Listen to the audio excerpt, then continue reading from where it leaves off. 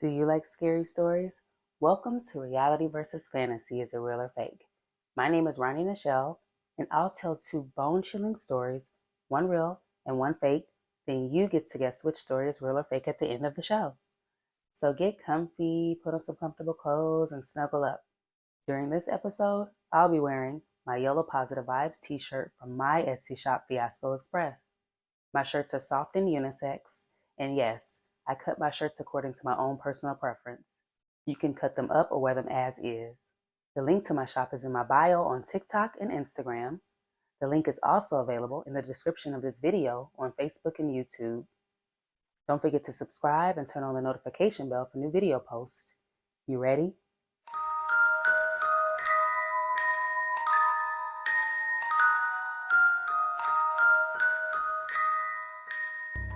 My first story consists of a mother who had a strange experience with her advanced 2-year-old daughter. This story is called Nunchucks. Michelle knew her daughter was special since pregnancy. You see, Michelle's daughter Michaela has had guardian angels around her entire life, and has even beaten death since being born prematurely at 33 weeks. Even as a premature infant, Michaela has always been advanced for her age, knowing things a toddler shouldn't know. Michelle found it odd that her daughter was so advanced, but blew it off thinking it was just what it was. That was until a slight encounter that took place 2 years ago. When Michelle's daughter Michaela was 2, Michelle found Michaela twirling paper towel tubes tied with twine in the air. Michelle asked Michaela what she was doing. Michaela said she was practicing her nunchucks.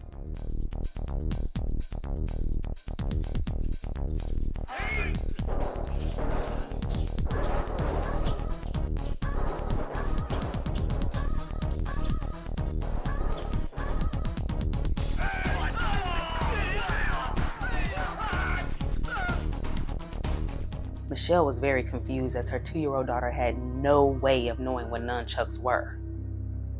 However, since Michaela was so advanced for her age, Michelle thought Michaela's Aunt Simone taught her about nunchucks. Michelle asked her daughter what she meant, and Michaela said that Adam taught her how to make nunchucks, and he showed her each night how to use them. Michaela went on to say that Adam told her to practice because she may need to know how to defend herself someday.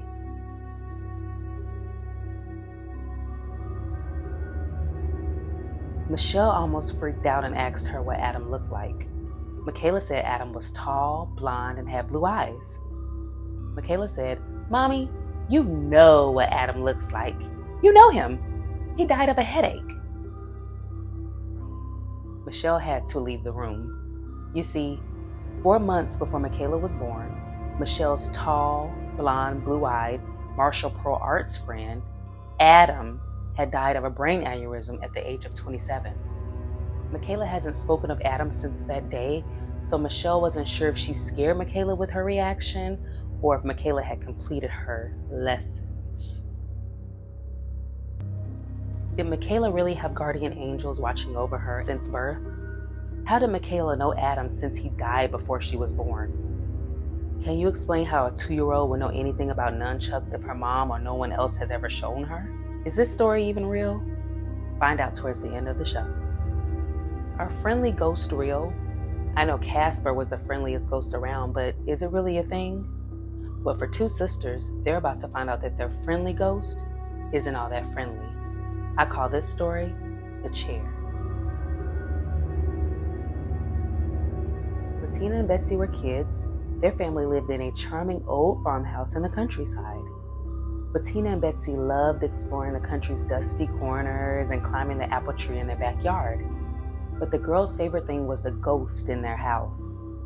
Betsy and Bettina called the ghost Mother because the ghost seemed so kind and nurturing to them. Some mornings, Betsy and Bettina would wake up, and on each of their nightstands, they'd find a cup that hadn't been there the night before. Mother had left them there, worried that they'd get thirsty during the night. Mother wanted to take care of Betsy and Bettina, so they thought. Among the home's original furnishings was an antique wooden chair Betsy and Bettina kept against the back wall of their living room. Whenever the girls were preoccupied watching TV or playing a game, Mother would slightly push the chair forward across the room towards Betsy and Bettina. Sometimes, Mother would move the chair to the center of the room. Betsy and Bettina always felt sad putting the chair back against the wall. Mother just wanted to be near the girls. Years later, long after the girls moved out, Bettina found an old newspaper article about the farmhouse's original occupant, a widow.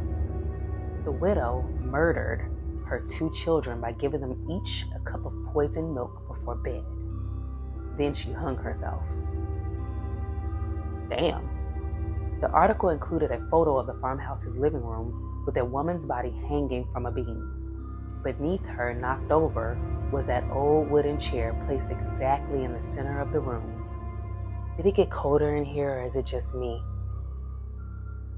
Was Mother trying to murder Betsy and Bettina, like she did her own kids by giving them poison according to the article Bettina found years later? Did Mother try to convince the girls to hang themselves by moving the chair to the middle of the room? Or was Mother just being a mother? Find out next. And now, the moment you've been waiting for, the question of whether which story is real or fake. Here goes. Let's start with story number 1, nunchucks. Did this story really happen? It could have, but not this time. This story was good, but fake. How about story number 2, the chair? Did this story really happen? Nah, it's fake. I bet it creeped you out though. Listening to horror stories always gives me an eerie feeling. However, I still like listening to them. So this concludes my episode. Thank you for tuning in. If you like what you see, please like, share, and subscribe to my channel. Reality versus fantasy, is it real or fake? Until next time, bye.